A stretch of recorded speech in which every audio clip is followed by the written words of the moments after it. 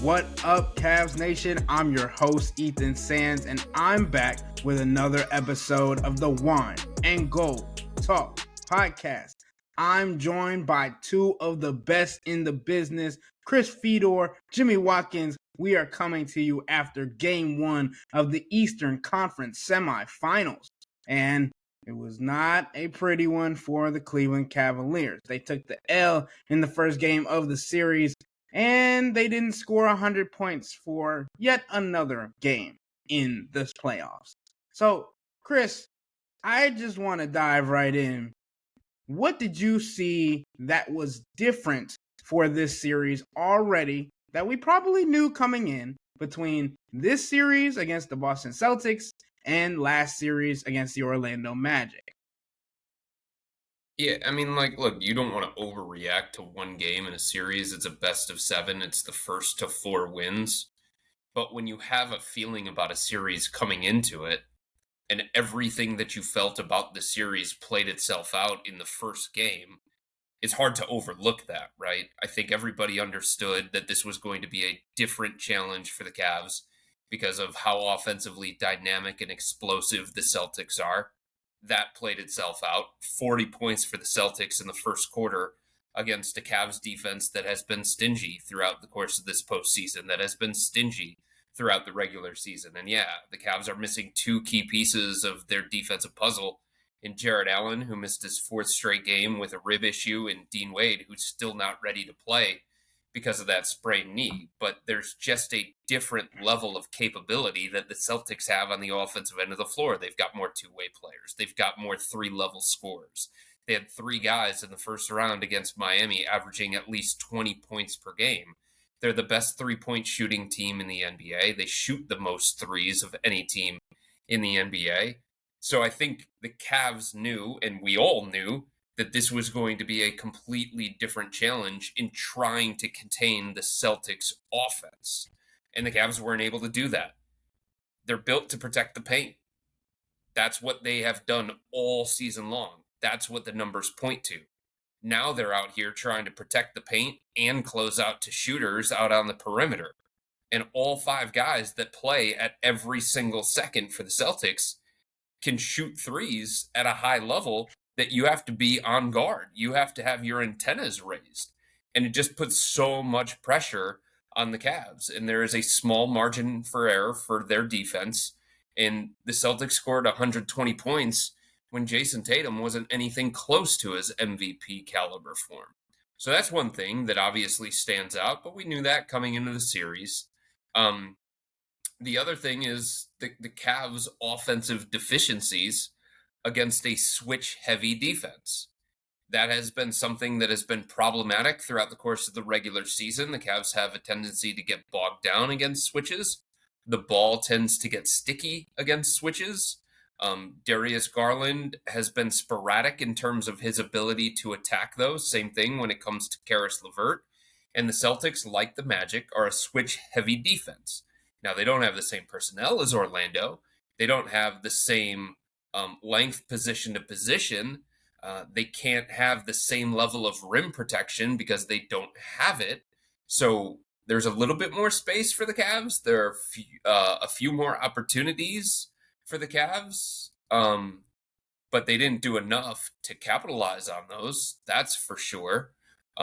So I don't know, everything that I believed about the lopsided nature of this particular series coming in and the advantages that Boston had compared to Cleveland and the exploitable weaknesses of the Cavs, that all showed itself in the first game of the series. Now it's up to the Cavs to try and fix those things, figure it out, see if there is a blueprint that actually works, see if there's a pathway to success in this series, and see if they can steal a game on the road. They have not won a road game in the JB Bickerstaff era in the playoffs.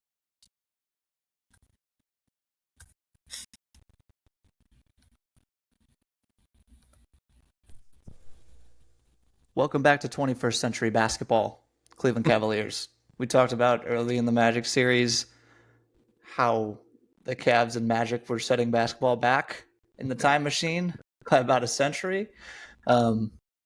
the Cavs went on quite the time traveling excursion since Sunday because, as Chris mentioned, it's just not even the same sport.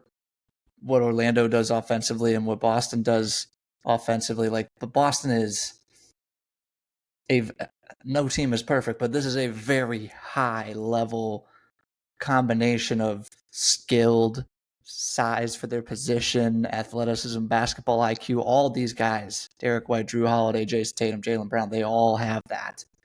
And it is a handful when those guys are on the court together. And oh, by the way, their defense is so good that they don't even have to they don't have to put all that stuff on display as often as they might otherwise have to, because they force a bunch of misses. They can get out and run in transition, and you could just feel, I mean, the Cavs talked about it after the game. You could see it during the game. They're like, man, this is happening a lot faster, and we're covering a lot more space out here than we were used to about 2 days ago. But they talked about it after the game. It was a huge adjustment for them to go from defending, like, Orlando guys, you can, more than half of their guys, you can just kind of half close out on them, if not let them shoot it all together. Whereas Boston, you have to be 5-alarm fire running these dudes off the 3-point line, especially when Derek White's shooting the way he was tonight, especially when Jaylen Brown had it the way he was shooting tonight. Jason Tatum didn't play well, but you still got to guard him like he's playing well at all times. And it just looks like a big ask for the Cleveland Cavaliers right now, in so many different regards on the defensive end, even though that's where they hang their hat. Offensively, I mean, we just can't keep doing this Donovan Mitchell drags you to the finish line thing anymore. Like, we saw it was good enough to finish off the Orlando Magic. It was good enough. Donovan Mitchell being awesome was a good enough offensive strategy to win a couple of games or be competitive in a road game 6 and win a game 7 against the Orlando Magic. That's just not going to cut it. That's just not going to cut it against Boston. They have so many good defenders. You could see Donovan played 36 minutes tonight, and he came out with about 5 minutes left in the fourth quarter. So he was on track pace to play 41 minutes, which, like, honestly, not bad for a playoff workload in a game where you need him to be out there as much as you possibly can. I'm saying not bad in terms of, like, the load you're putting on him. Like, it could be much worse. He could have had to play more. But he might have to. And he already looked really tired at certain points of this game, just because the nature of Boston's switchy defense asks him to go be a guy a lot of the time. Mm-hmm. He can do that. But the problem is they need someone else. Like, Donovan needs a break every now and again. The offense needs to be less predictable. Like, this could have been worse. Like, I thought Donovan had it really going tonight. The offense could have been so much uglier if he wasn't playing the way he did. And I understand what JB Bickerstaff was saying after the game about, I can do more for Darius. I can get him off the ball more. I think part of that is JB trying to take accountability and take some heat off Darius. Part of it, there's some legitimacy there. Darius gets some off-ball opportunities. Don't make him have to attack a switch after being pressured up the court for 90 feet by Derek White or Drew Holiday. At the same time, though, this is playoff basketball, man. Like, sometimes you just got to beat the dude in front of you, and that's all there is to it. And we talked about how much has changed from one series to the next. The one thing that remains a constant is that this team can't score. They aren't making enough They aren't making enough threes, good looks at threes in a lot of cases tonight. Darius Garland's kind of inconsistent. I know there are a ton of factors involved in this. Like we said, Dean Wade's hurt. That's a shooter you could use. Darius Garland's hurt. To what extent, we don't know. So on and so forth. But, like, at what point is it, man, it's so weird that we can't make a shot. At what point is it, maybe you're just not as good of a shooting team as you thought? Well, here's the other thing when it comes to Donovan, too. You brought up Donovan. He played around, I'm trying to think, like, they were without him for about 7 minutes of consequence before, the game got completely out of hand and then JB Bickerstaff raised the white flag with about 4 minutes to go. So 2 different stretches, 7 total minutes of consequence during the game. In those 7 minutes, the Cavs scored 6 points. They completely collapsed without Donovan out there. They couldn't function as a team. They couldn't make shots. And we talked about it coming into this series, guys.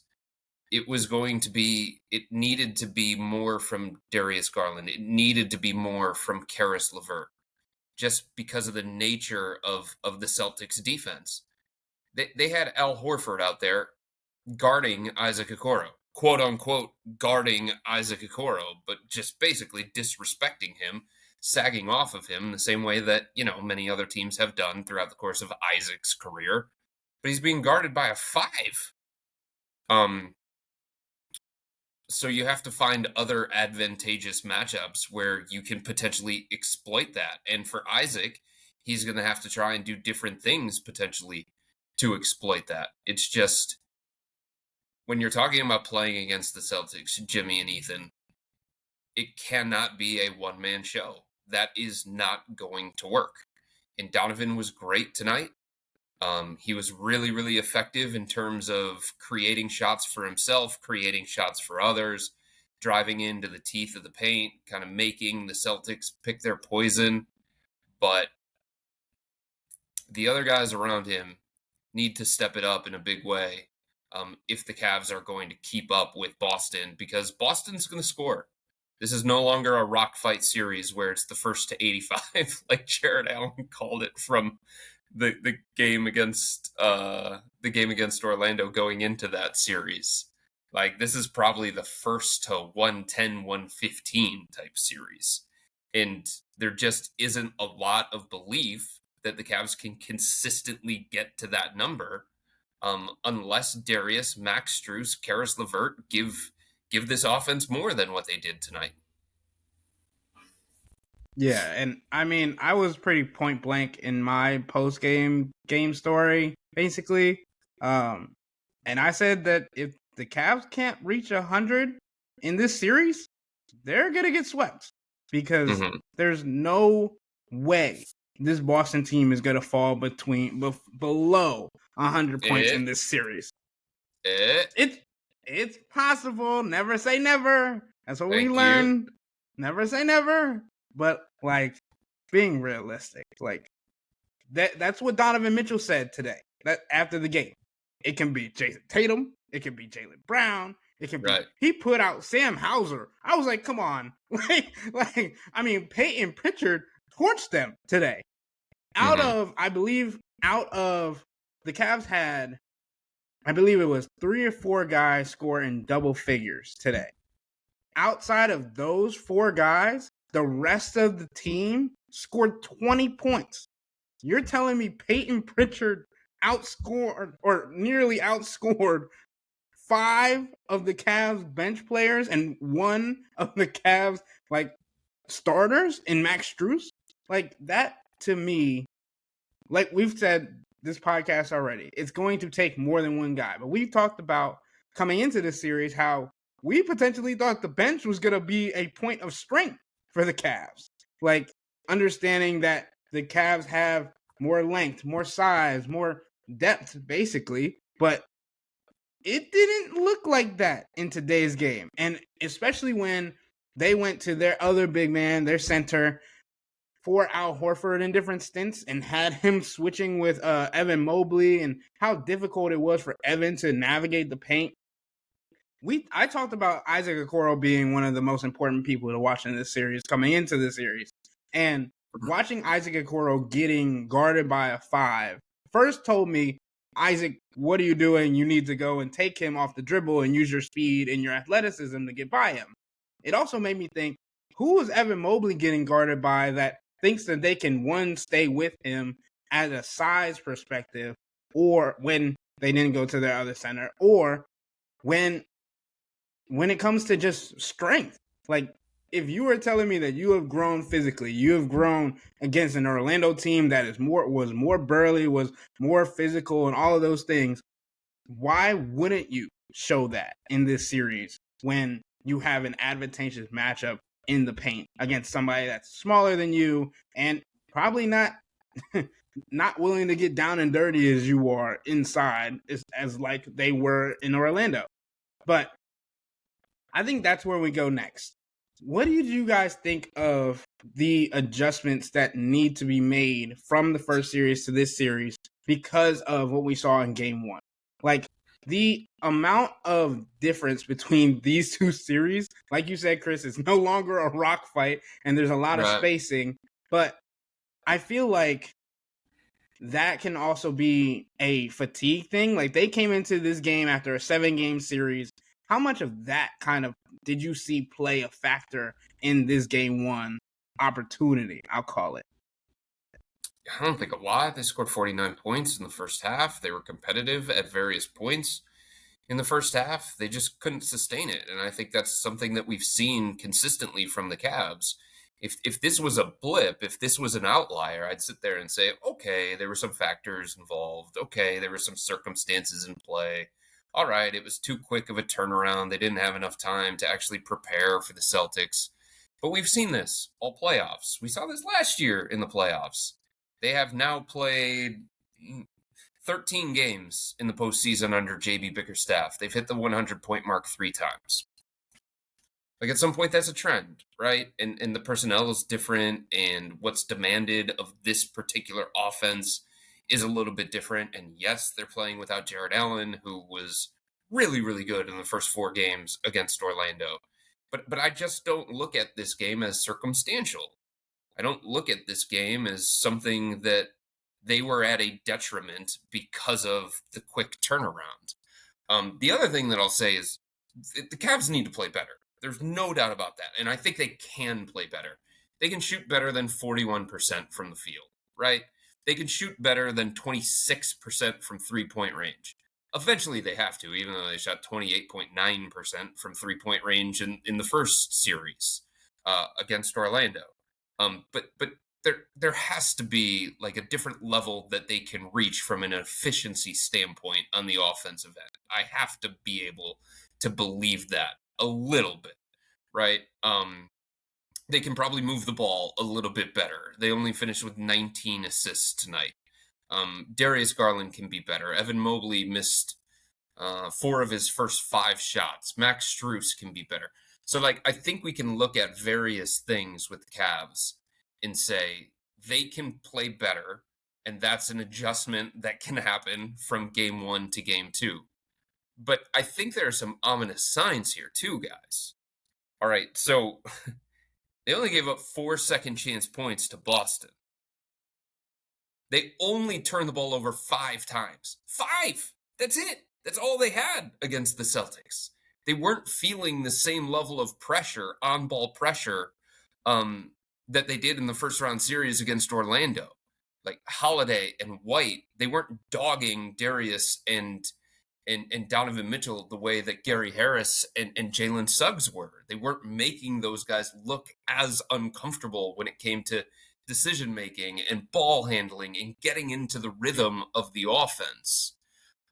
So for them to only turn the ball over 5 times, for them to only give up 4 second chance points, and for them to make 11 threes and take 40, the magic number of 40, and have that, again, they can play better, but have like those things lead to a 25-point loss, lead to a game where they were in front for 18 total seconds.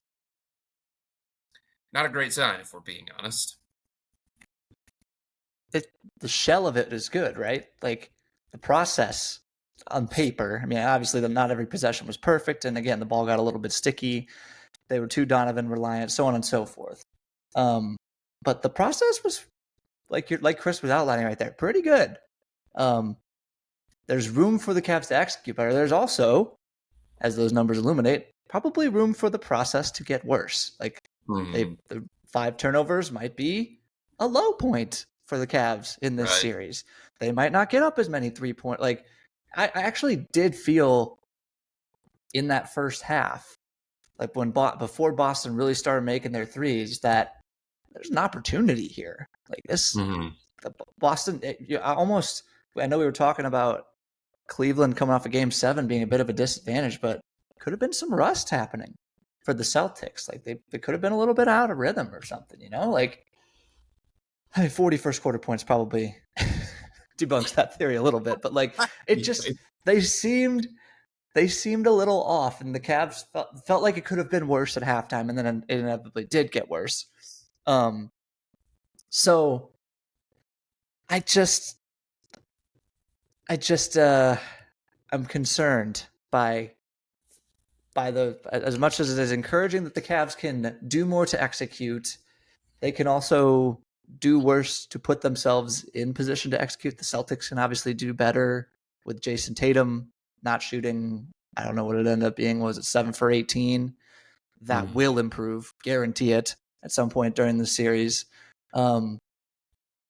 This was not all the Celtics are just really good. What do you do? Throw your hands up. There were moments like that I think it was the first third quarter possession where like the Cavs did a million things right on defense, and then the possession still ended in like there was like 2 different ball reversals on the possession. Drew Holiday gets an open 3 at the end of it. There are moments like that, and there will be more of them, where you just throw your hands up and say, hey, what are you going to do? But I'm just where the Cavs fall short today, and we keep thinking, yeah, it can get better. We've been saying it for a while. We've been saying it for I agree. The Cavs will shoot better than 11 for 42 from 3 in this series. If they keep getting that same quality of look. If what they'll shoot a better percentage, but will they keep getting 42 threes? I don't know. Right. I don't know. Will they keep taking as good? Will it matter if they shoot better if they don't take the same care of the ball that they did tonight? Like, all these different variables go into it. So you can always look at a stat sheet however you want to and find whatever narrative you want. But like, the bottom line is the Boston Celtics are a lot better than the Cavs, and that's not changing unless, as Chris alluded to on our preview pod, Boston changes it by playing worse. And I think that's the difficult part of this series, is like we came in with the understanding that on paper the Cavs were worse off than the Celtics, and it was going to take a heroic effort from somebody not named Donovan Mitchell for this team to pull it together.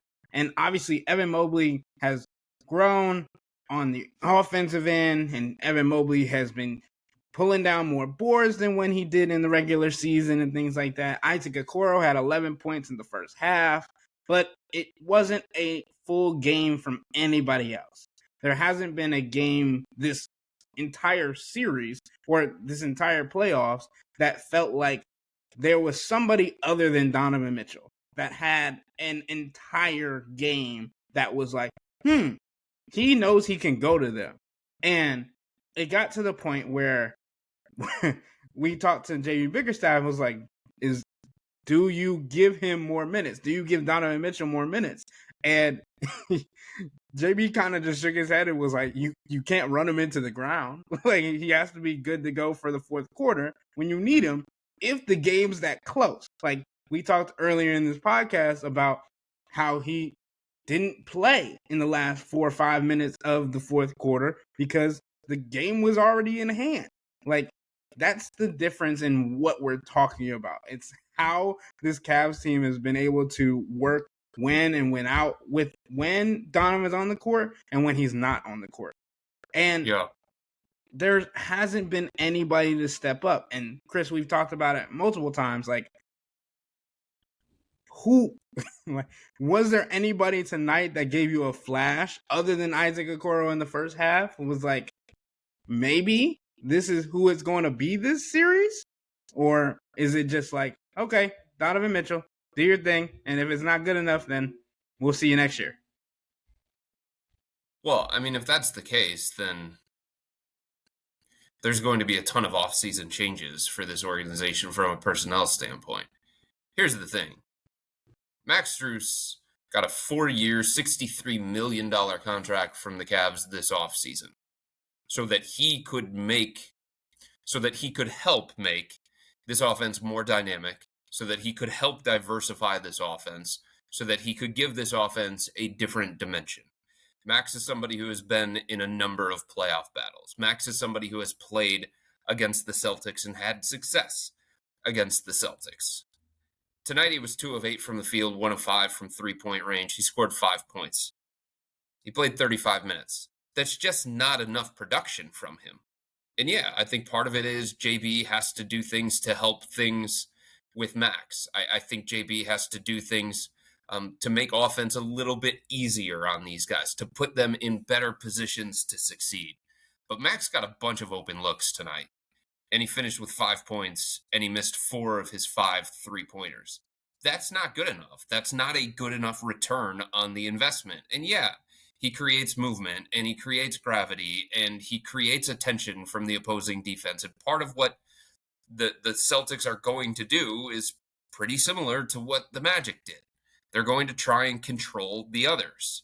They're going to try and see if Donovan Mitchell and Darius Garland, to a lesser degree, can outscore the Celtics all alone.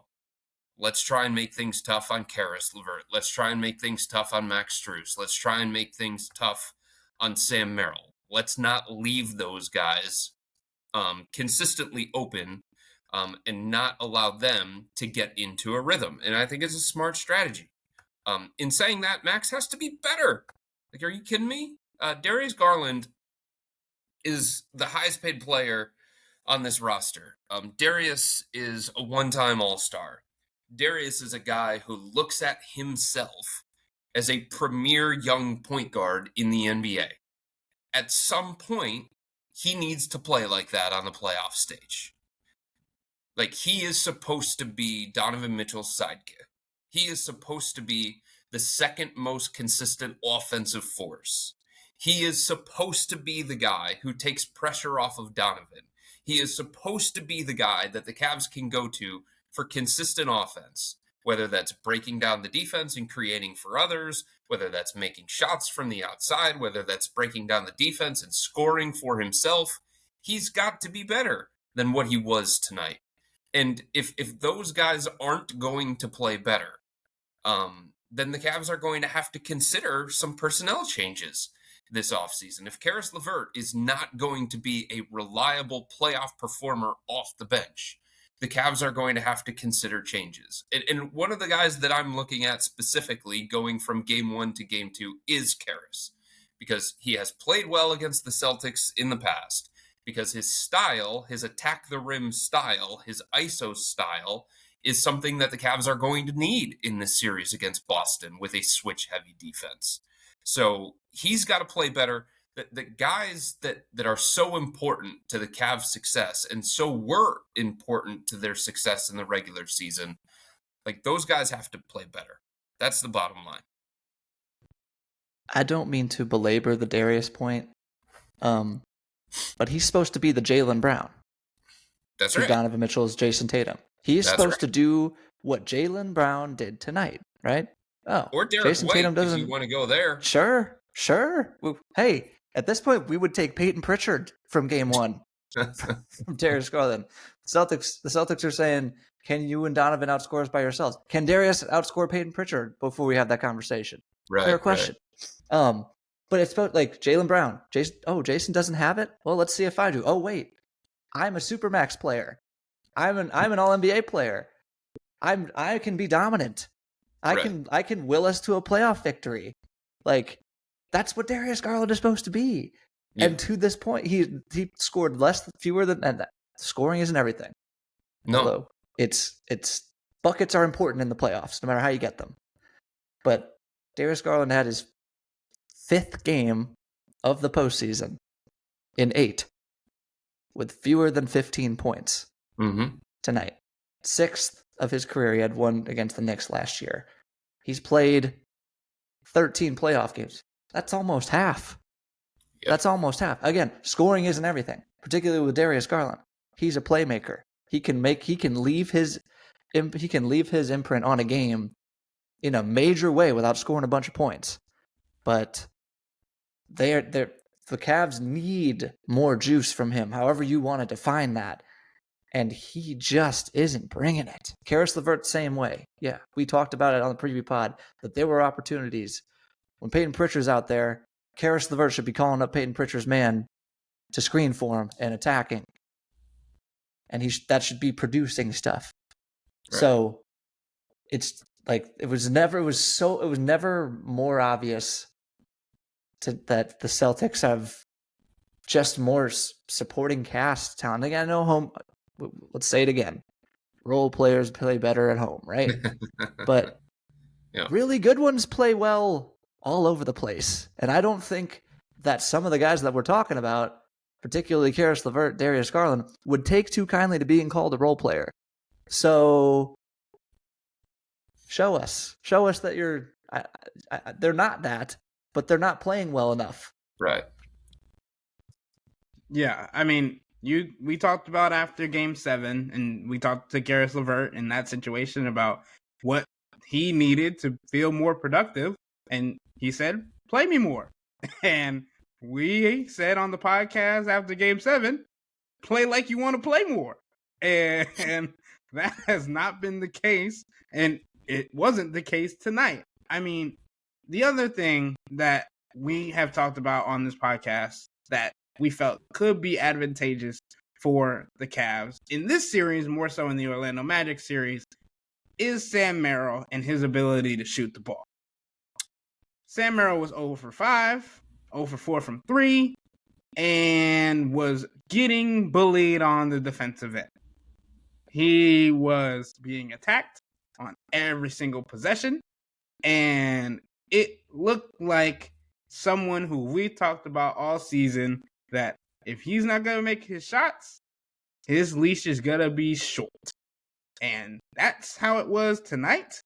And I think he might get a longer leash for the remainder of the season. Like, he'll get more opportunities, but I think the in-game leash will be the same length as it was tonight. Chris, how important is Sam Merrill developing or becoming back to that shooter that we knew he was earlier this season, especially in this series where the Cavs are prioritizing their three-point shot?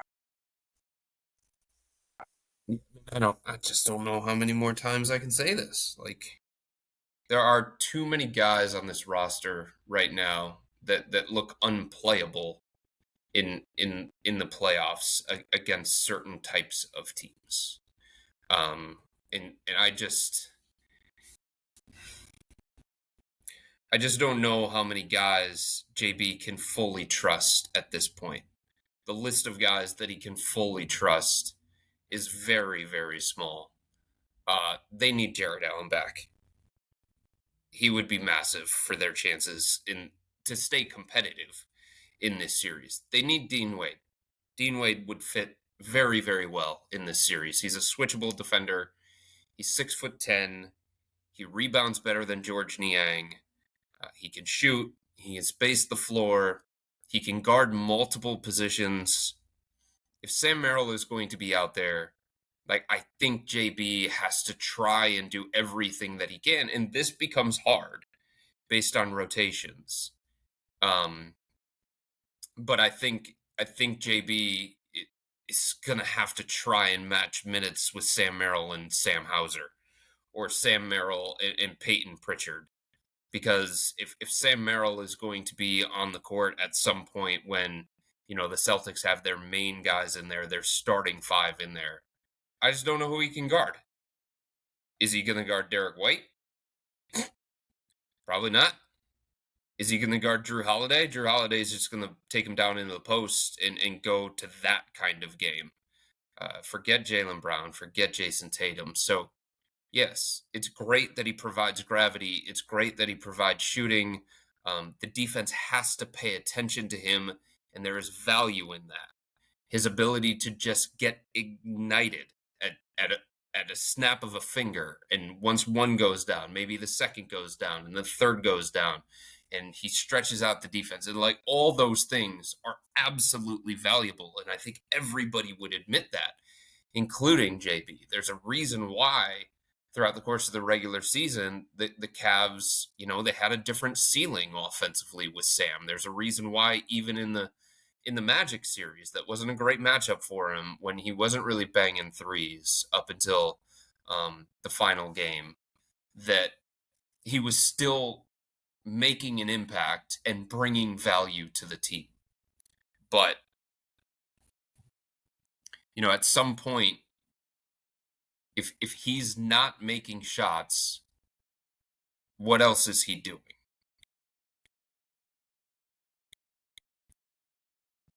Here's the thing about Sam Merrill and a bunch of the other guys on this team. They're one-way players. Right. And the playoffs are as much about, if not more about, what you can't do than what you can do, right? So, like, Sam Merrill can shoot. He also is Wendy's 4 for 4 in Jason Tatum's eyes whenever he sees him on the court. He is food. He is, let me attack that guy. Isaac Okoro, elite perimeter defender. And, by the way, great first half offensively. Made 3 threes, had a nice little drive, scoreless in the second half. And the Celtics are going to look at that and say, we're going to bet on the second half being the realer, I don't even know if that's a word, realer version of who Isaac Okoro actually is. By the way, Isaac Okoro, I think he shot just a shade over 30% from 3 in the Knicks series last year. He shot 23.5% in the Orlando series from 3-point range. Celtics might be right on that bet. He's worked on it. He's a success story in that he's working on it really hard, and he's improving. He has literally improved his 3-point percentage significantly every single year. But you still got to prove it in the playoffs. He hasn't done it yet. George Niang, I think we know which direction his basketball compass is supposed to point, but it's not even doing that right now. He's not making shots. We can go on. The biggest difference between the Magic and the Celtics, and I think at this point we have to say the Cavs and the Celtics, is that the Cavs have a lot of guys who can't do stuff. The Magic have a lot of guys who can't do stuff, that can't shoot, right? Or the ones that can shoot. Joe Ingles comes to mind. Not great on defense. Hard to play a bunch. The Celtics just have a lot of guys who hard to poke holes in their game. Yeah, I mean, I think the reason why so many people picked the Cavs over the Magic is because they looked at Orlando and they said, they've got a bunch of exploitable weaknesses. And if the Cavs can exploit those, if they can capitalize on those, then they're going to win the series. It probably took longer than people thought. It was probably harder than people thought. But a lot of those things eventually, by the end of those 7 games, showed up. The Cavs now are on the other side of that. They're the team with the exploitable weaknesses. And the difference is that the Celtics are good enough to exploit those, right? The Celtics are good enough to attack those. They have the kind of personnel that can see those weaknesses and do something about it. And I just think it's going to be hard when it comes to the Cavs because the Celtics don't have a lot of exploitable weaknesses. Yes, there are going to be closer games in this series. Yes, the Cavs are probably going to play better at various points. But if they're going to be competitive in this thing against Boston, I think part of that is because the Celtics are going to help them. Either the Celtics overlook them, the Celtics have an off shooting night, which happens. Jason Tatum and Jaylen Brown take a whole bunch of tough shots rather than the Celtics working for great looks against what can be a really suffocating defense. Those variables certainly exist in this series against the Celtics, but when you're the team that goes into it with clear-cut exploitable weaknesses and more of those, chances are you're not winning that series. And chances are you're probably going to have a hard time staying consistently competitive. Yeah, and we came into this game thinking that the Cavs were going to have the opportunity to play more loosely because they were the major underdog in this series. Mm-hmm. And that could be true for the remainder of the games, but they didn't look loose to me, Chris. They looked like they were kind of stressing on both ends of the ball, realizing how good this Boston Celtics team is. Did you get the same sense, or did you think they were more free flowing? I didn't sense that they were playing tight. I just think the reality is they have to work so freaking hard for quality offense. It feels like offense is a chore. And you watch the Celtics, and it feels like offense comes easy to them. They can do whatever they want, they can go to whatever matchup they want, they can create quality looks consistently. And I just think it wears on a team like the Cavs when you have to work so freaking hard for 24 seconds just to generate quality offense consistently. Like at some point, this group has to find a way to get unburdened. And I don't know what the answer to that is, to be perfectly honest with you. But I just think like their own limitations, I think that wears on them. And look, Max Strus, he says things without saying things, guys. And I asked him again tonight, and this is probably like the 15th or 20th time he has given me this specific answer. I asked him tonight, I said, okay, your defense is built to protect the paint. That was the strength of this team all season long. It helped you against the Magic, but the Celtics are a prolific three-point shooting team. So guarding them demands a different thing. And I said, how do you protect the paint and limit their threes? Can you even do both? And then Max said, for, like I said, the 15th or 20th time this year, that's what we're all trying to figure out. I think that's him pointing to coaching. I really do. And that's on defense, but I think offensively there are the same questions that these guys have in this locker room. Which is interesting, particularly interesting to me because one of the quotes that JB gave, maybe to that same exact question, but to a similar concept at the very least, like you guys are built to protect the paint. Boston spreads you out. What do you do? What do you need to do? He said, read the game better.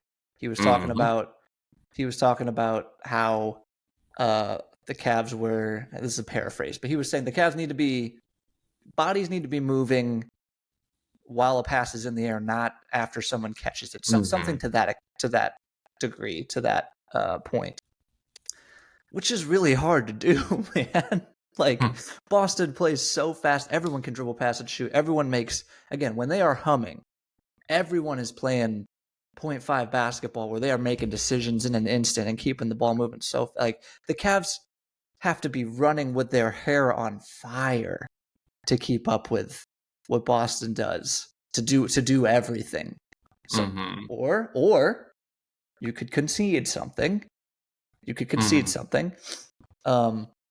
But it just seems the overall point is there's a disconnect there. To Chris's point, like if Max is pointing to coaching there, and JB comes back and says, "Well, you guys need to read the game faster." And in theory, yes, I guess the Cavs, the greatest defenses can, even before, like they see openings happen before they happen, right? You're rotating before the rotation needs to happen. But the fact that this disconnect exists is concerning. Yeah, and I mean, since we're talking about quotes that we found interesting tonight, one that Evan Mobley gave talking about that they don't take a lot of time in the shot clock, that they take the first shot that they see that they think is good, and it brings me back to what we've been talking about this Cavs team all season, is that most, if not all of them, are perfectionists. They want the best shot. They are all unselfish.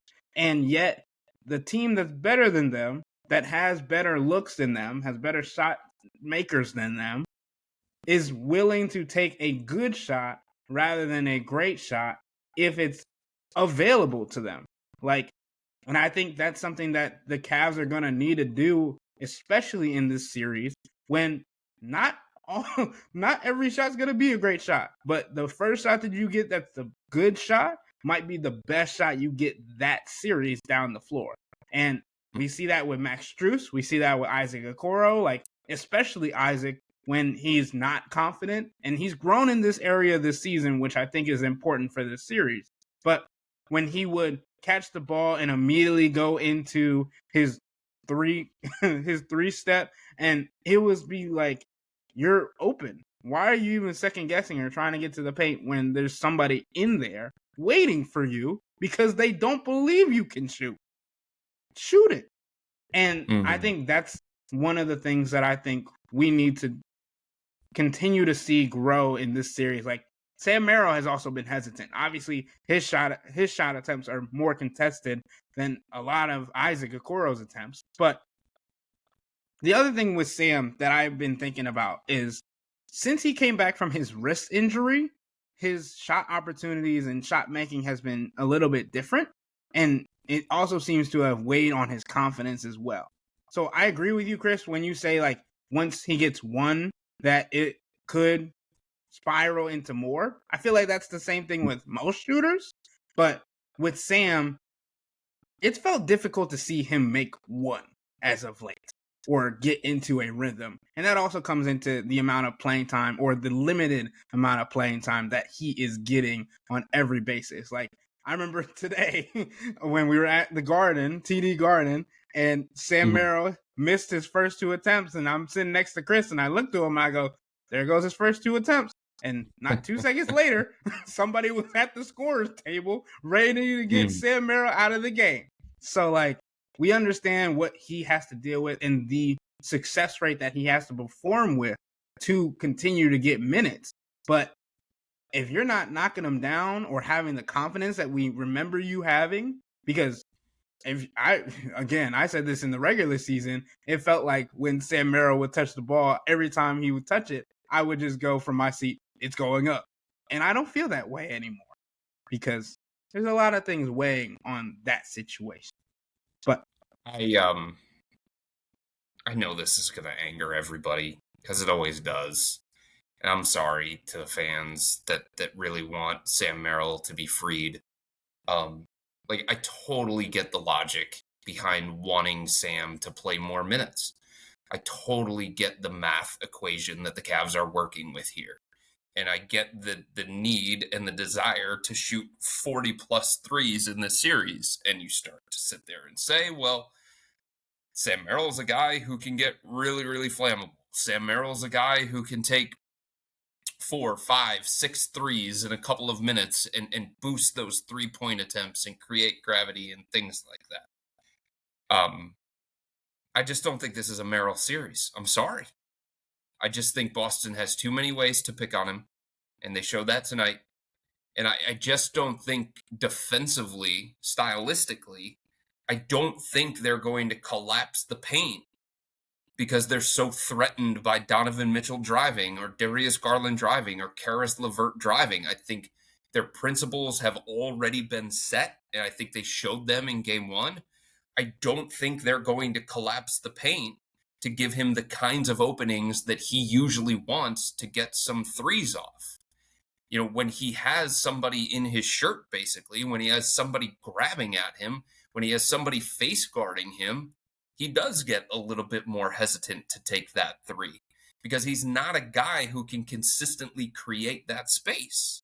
So I just don't think he's going to get the quality looks that he wants to get to be effective as a shooter in this series based on how Boston is going to go about defending him. And I just don't think it's a Merrill series. Nowhere to hide him on defense. That's what it comes down to for me.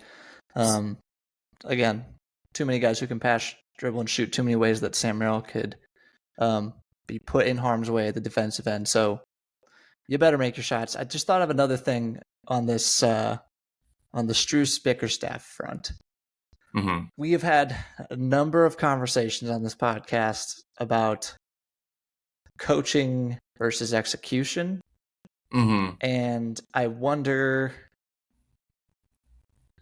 am I thinking too big here to say that when Strus and other players make this insinuation, is part of it because they are just frustrated with how things are going and they know there's pressure on the coach? Do you know what I'm saying there? No, I don't know what you're saying there. So what I'm saying, like when Max Strus says, insinuates that there's a coaching faux pas happening, how much of that is Max Strus?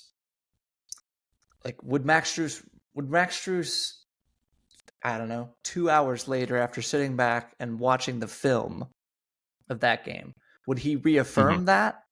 Or is he just frustrated with his play and the general state of things in the moment, and it's an easy thing to deflect blame at a coach?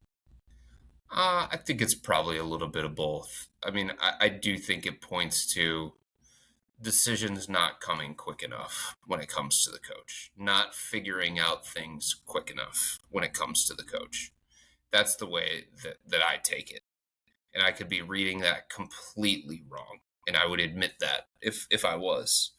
But that's the sense that I get when you have a guy saying that's what we're all trying to figure out. It leads me to believe that, he sees that the coaching staff is still trying to figure it out, right? Still trying to find the solution, still trying to find an effective blueprint, still trying to make the proper in-game adjustments. That's how I read it anyway.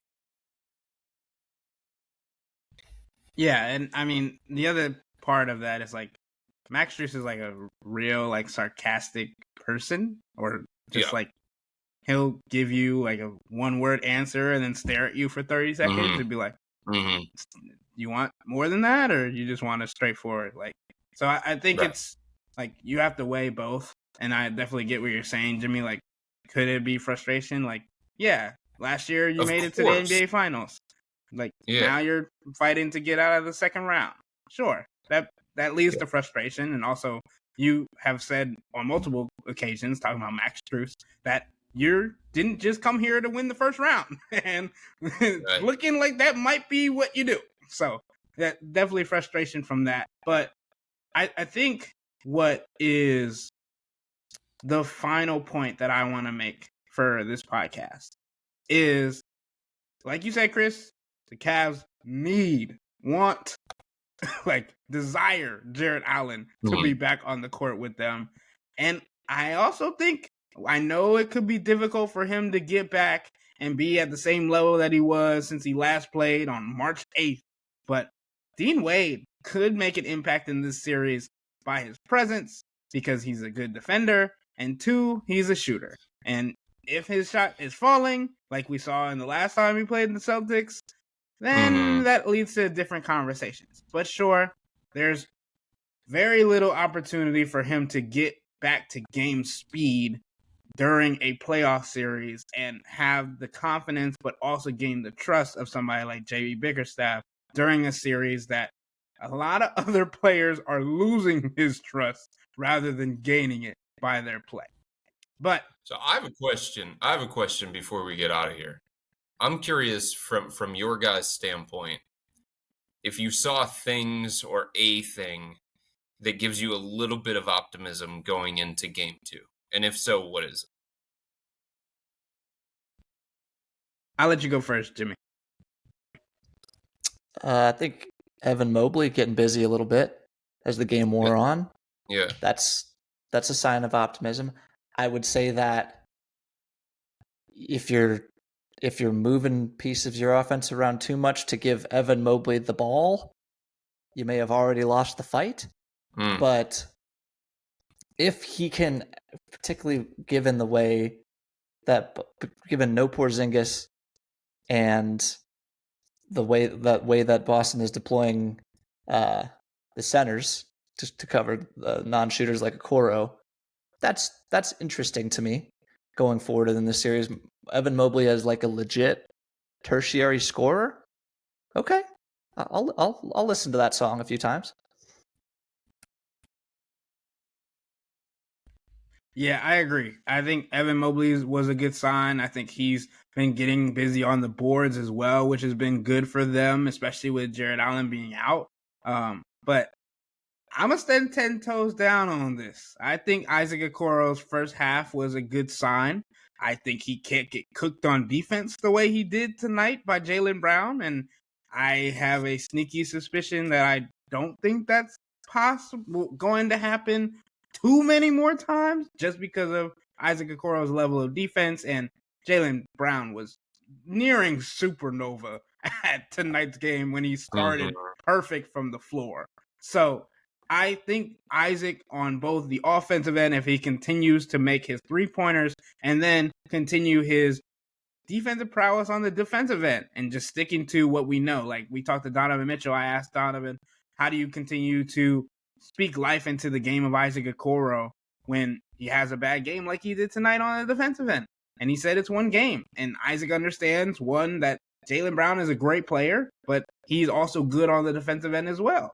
So I think that's where my head is at about that, thinking that Isaac Okoro and Evan Mobley, if they step up, those are the two guys that I think gave me the most hope for this Cavs team. And then hopefully other people just surrounding them continue to step their game up a little bit. But I feel like we've been singing that song for a while now to help Donovan Mitchell out. There's part of me, though, that sits here today and just wonders this. And it doesn't mean this is how the Celtics are thinking. I could be way wrong on this. But there's part of me that wonders, do they consider an Evan Mobley touch in the paint a win for them on defense? Do they feel like a touch for Evan Mobley in the paint, based on their personnel, they can handle that? They're not that worried about that. And the same thing when it comes to Isaac. They absolutely feel that way. And honestly, a deeper cut positive sign. Mm.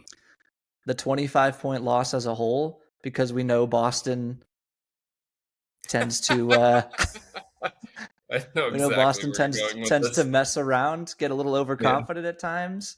Yeah. Maybe they don't bring the same energy in game 2, or if they do this again in game 2 or in the game 3. I'm serious. Like, this is Miami. They beat the crud out of Miami in game 1. Then what happened? Miami made a bunch of threes and stunned them at TD Garden. Their fifth loss of the entire season. Obviously, we're really grasping at straws at this point. But we could play again. You can make a box score say whatever you want it to do. 42 threes. I like that. 5 turnovers. Yeah, no doubt. I like that. These are good signs. I just don't know how replicable they are or how much they matter when the other team is just, again, if Boston's playing well, I don't know. Like, if Boston plays its best game, I honestly don't know if the Cavs can beat them without making a zillion threes. The amazing thing to me as this game was going on, guys, is that before, a couple of threes at the end that Boston was making, they were kind of hovering around the 30 to 35% mark from 3-point range. I'd say closer to 35% than it was 30. And yet, despite that, they had an offensive rating of like 120. So, it wasn't like this Chris, situation where 6 for 22 in the first half. I know from 3. The Cavs were +6 from 3-point range in the first half, and they were down 10, but they were still +6 in the first half. So it's not like, Jimmy, you mentioned that game that Miami went into TD Garden and made 23 threes. It's not like Boston had that kind of shooting performance. And to me, the fact that they didn't need that kind of shooting performance to have the offensive capability that they had tonight against what I believe is a very quality defense. Oh boy. So Chris, is that you saying you didn't see anything? Any good signs? I don't think this was a great Boston game. This was a great Derek White game. It was a great Jaylen Brown game. I don't think this was a great Boston game. And it just was never competitive after the first quarter. So, yeah, Yeah. of course, there were like some small signs. Absolutely. If you squint hard enough, you're going to find things. I brought some up on this podcast, but I certainly don't leave, and I didn't expect to, but I certainly don't leave game one saying, well, Cavs got a chance in this, baby. I saw a video of Dean Wade jogging at practice or at shoot around. There's a positive for you. All right. That's it. This turned from let's get real to let's get sad real quick. So what's the difference at this point? 120 to 95.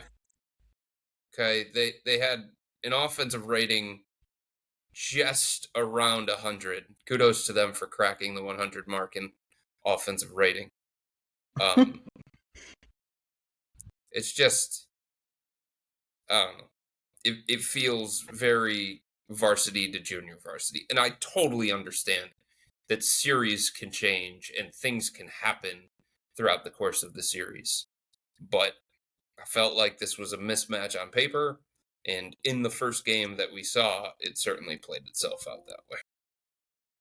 Real quick, because now I feel the same way. And it reminds me of, I was a little caught off guard the way some of the guys were talking about it. Like the way, like JB was talking about how, and you can't project panic in a press conference. I get that. And I'm not saying they are even panicking, or they should be. Well, maybe they should be. But JB was like, oh yeah, you just have to have one of these games to get adjusted to Boston style, was basically what he said. You need a feel out game. Like, you're the 5 seed playing. Sure.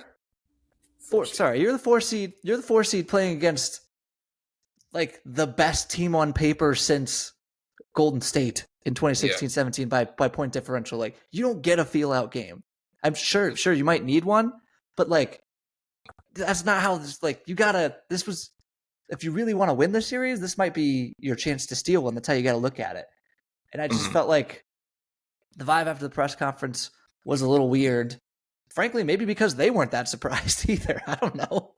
I think what he meant by that, though, Jimmy and Ethan, I think, what comparison can I draw here? All right, so let's say you're a high school football team and you're playing against like a really, really fast team that is playing on turf, right? You can sit there and you can watch all the film on that team. And you can sit there and you can hear all these different things about how fast they are and how good they are at home. But until you see it for yourself in person, until you feel it for yourself, it does kind of catch you off guard, right? Just like if the Cavs were playing against the Magic in the first round and they started the series with the 4-6-10 guys.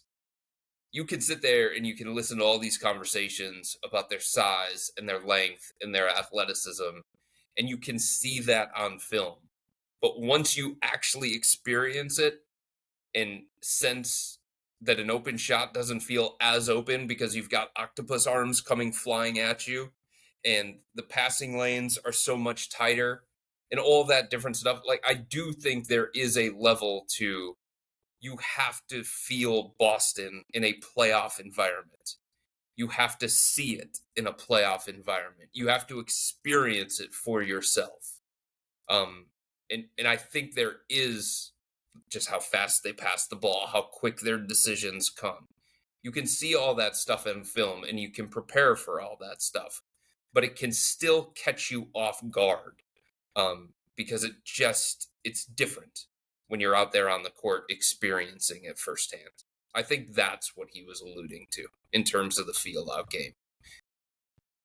Fair point. It's just that in this case, feel-out game means you lost by 25, and that's kind of what he's like. Okay, even if I understand what you mean by that, that's kind of what it means. Like, we kind of need to get overwhelmed by the Boston Celtics a little bit And maybe that's true. Again, I see the logic in it.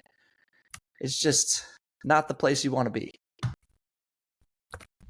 Especially when we don't think that the Boston Celtics have played their best ball yet. So, I said that. That doesn't mean that you guys believe that too. Maybe you agree with me, maybe you disagree with me. Jason Tatum shot 7 for 18, so yeah, I that agree. was me agreeing with you. Okay, gotcha. Sounds good. I didn't think I had to come out and say it. Maybe that'll stroke your ego a little bit. Okay, got it. All right. With all that being said, that'll wrap up today's episode of the Wine and Gold Talk podcast. But remember to subscribe to Subtext. That's where you can get all the information from tomorrow's practice for the Cavs and see if we see another Dean Wade sighting, if Jared Allen practices, all of those things. Plus, you can go to our YouTube channel and check out our YouTube shorts where you get to tune into those interviews as they come out. But until next time, make sure you subscribe to all of those platforms. Go to sign up for a 14-day free trial, or you can go to cleveland.com/Cavs and click on the blue bar at the top of the page. If you don't like it, that's fine. All you have to do is text the word STOP. It's easy. But we can tell you that the people who sign up stick around, because this is the best way to get insider coverage on the Cavs from me, Chris, and Jimmy. This isn't just our podcast, it's your podcast, and the only place you can get your voice heard in this Cavs community. Y'all be safe. We out.